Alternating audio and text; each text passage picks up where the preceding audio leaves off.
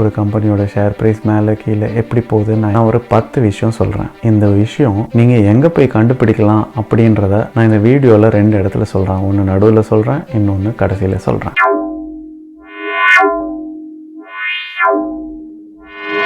Hello வணக்கம், நான் கீர்த்தி.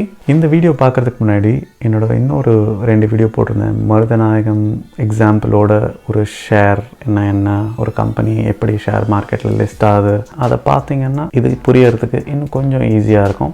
சரி, எனக்கு ஷேர்னா என்னன்னு தெரியும். இப்போ நான் போய் டைரெக்டாக போய் ஒரு புரோக்கர் மூலமாக வாங்கிடலாமே, வெயிட் பண்ணால் திருப்பியும் காசு வந்துட போதில்ல. உங்களுக்கே கூட தெரிய வாய்ப்பு இருக்குது, ஷேர் மேலேயும் போகும் கீழேயும் போகும் அப்படின்னு. ஒரு கம்பெனியோட ஷேர் ப்ரைஸ் மேலே கீழே எப்படி போகுதுன்னு நான் எதை வச்சு முடிவு பண்ணுறது? நான் ஒரு 10 விஷயம் சொல்கிறேன். இந்த விஷயம் நீங்கள் எங்கே போய் கண்டுபிடிக்கலாம் அப்படின்றத நான் இந்த வீடியோவில் 2 இடத்துல சொல்கிறேன். ஒன்று நடுவில் சொல்கிறேன், இன்னொன்று கடைசியில் சொல்கிறேன். அப்போ தானே நீங்கள் ஃபுல் வீடியோ பார்ப்பீங்க. முதல் விஷயம், ஹை டெட், கடன். ஒரு கம்பெனிக்கு அதிகமான கடன் இருந்துச்சுன்னா கண்டிப்பாக அதனோட ஸ்டாக் ப்ரைஸ் கம்மியாக போகிறதுக்கு நிறைய சான்ஸ் இருக்குது. அதனால் ஒரு கம்பெனியில் ஃபஸ்ட்டு நீங்கள் பார்க்க வேண்டிய விஷயம் அவங்களுக்கு எவ்வளோ கடன் இருக்குது அப்படின்றது தான். 2வது விஷயம், இஷ்யூ வித் கார்ப்பரேட் கவர்னன்ஸ். இப்போது ஒரு கம்பெனி டேக்ஸ் கட்டாமல் இருந்தாலோ இல்லை வேறு ஏதாவது அவங்க பண்ணுற பிஸ்னஸ் மூலமாக ஒரு ப்ராப்ளம் ஆனாலோ இல்லை யாராவது அவங்க மேலே கேஸ் போட்டாலோ, ஸோ இந்த மாதிரி நிறைய காரணங்கள் இருக்கும்.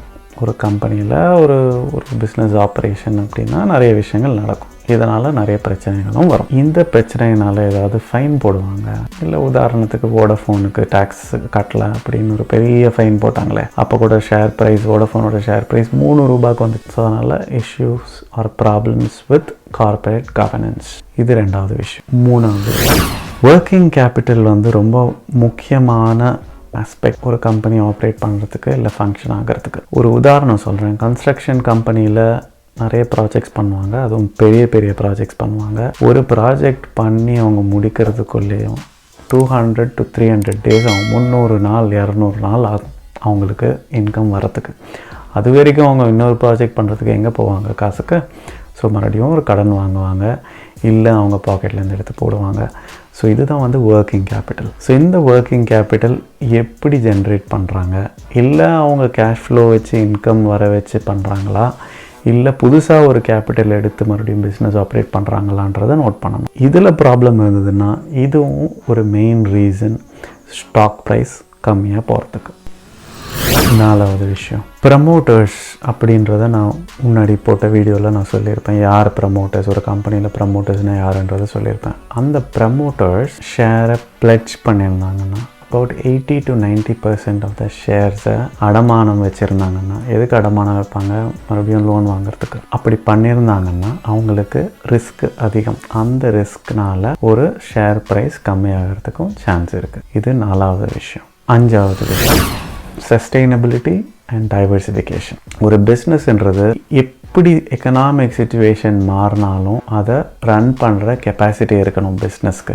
பிஸ்னஸ் ஓனருக்கு இல்லை, அந்த பிஸ்னஸுக்கே அதை ரன் பண்ணுற கெப்பாசிட்டி இருக்கணும். இப்போ உதாரணத்துக்கு டிரான்ஸ்போர்ட், எஜுகேஷன், இல்லை ரெஸ்டாரண்ட், ஃபுட், இந்த மாதிரி விஷயங்கள் எந்த ஒரு எக்கனாமிக் சிச்சுவேஷன்லேயுமே நிற்காமல் ஓடிட்டே இருக்கும். இந்த கம்பெனி எது சஸ்டெயினபிளோ எது டைவர்சிஃபைடாக இருக்கோ இந்த ரீசனுக்காக ஒரு கம்பெனியோட ஸ்டாக் ப்ரைஸ் கம்மியாகாது. ஆனால் இதே கம்பெனியில் மற்ற விஷயங்களுக்காக கம்மியாக போகிறதுக்கு சான்ஸ் இருக்குது. ஸோ நான் ஃபஸ்ட்டு சொன்ன மாதிரி வீடியோக்கு நடுவில் நான் இந்த இன்ஃபர்மேஷன்லாம் எங்கே கிடைக்கும் அப்படின்னு சொல்லியிருந்தேன் இல்லையா. இந்த கம்பெனிஸ்க்கு எல்லாமே ஒரு வெப்சைட் இருக்கும். அந்த வெப்சைட்டில் நீங்கள் போனீங்கன்னா கண்டிப்பாக இன்வெஸ்டார்ஸ் அப்படின்னு ஒரு லிங்க் இருக்கணும்.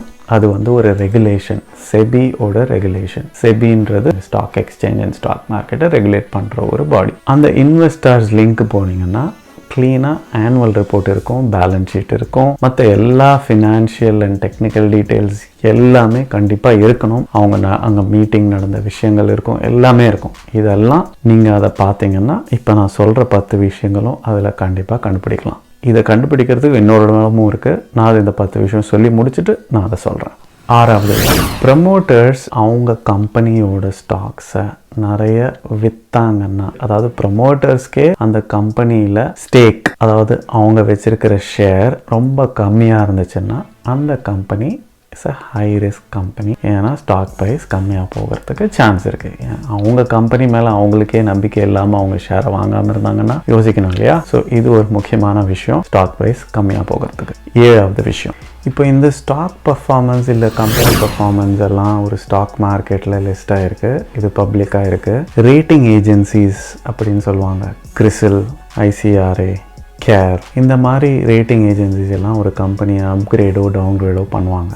நீங்கள் அதுவும் நியூஸில் பார்த்துருக்கலாம். இதை ஃபாலோ பண்ணணும்னு நினச்சிருந்தீங்கன்னா AAA ஆர் BBB இந்த மாதிரி ரேட்டிங்ஸ் கொடுப்பாங்க ஒரு கம்பெனிக்கும். இந்த ரேட்டிங்ஸை டவுன்கிரேட் பண்ணியிருந்தாங்கன்னா இந்த கம்பெனியோட ஷேர் ப்ரைஸ் கம்மியாகிறதுக்கு சான்ஸ் அதிகம். 8வது விஷயம், இப்போது நிறைய கம்பெனி அவங்க ஷேர் ப்ரைஸ் இன்க்ரீஸ் பண்ணுறதுக்காகவே ஆப்பரேட்டர்ஸ்னு ஒரு கேட்டகரி இருக்குது இந்த ஃபுல் ஸ்டாக் மார்க்கெட், அந்த ஸ்டாக் கேமில். அந்த ஆப்பரேட்டர்ஸ் கிட்ட போய் இவங்க சொல்லுவாங்க என்னோட ஷேர் ப்ரைஸ் இன்க்ரீஸ் ஆகணும் அப்படின்னு. ஸோ அதனால் இந்த ஆப்பரேட்டர்ஸ் வந்து வாங்கி விற்கிறது, இல்லை இன்ஃபார்ம் பண்ணுறது, இல்லை ரேட்டிங் ஏஜென்சி கிட்ட பேசுறது, கம்பெனி கிட்ட பேசுறது, பிளாக் சேல் பண்ணுறது, இந்த மாதிரி நிறைய விஷயங்கள் இருக்கும். இதெல்லாம் ஒன்றா நீங்களே போக போக கற்றுப்பீங்க. ஸோ இந்த மாதிரி டிப் பேஸ்ட் ட்ரேடிங் இல்லாட்டி ஆப்பரேட்டர் பேஸ்ட் ட்ரேடிங் பண்ணுற கம்பெனிஸ் எல்லாமே ரிஸ்கி ஸ்டாக்ஸ் தான். இது வந்து ஒரு நாள் அதிகமாக இருக்கலாம், இல்லை சில நாள் கம்மியாக இருக்கலாம், இல்லை கொஞ்சம் அதிகமாக்கிறதுக்காகவே ஆப்பரேட்டர்ஸை வச்சு ஷேர் ப்ரைஸ் அதிகமாக்கிடுவாங்க அண்ட் அதுக்கப்புறம் கம்மியாகிறதுக்கு நிறைய சான்ஸ் இருக்குது. அதனால் இதுவும் கொஞ்சம்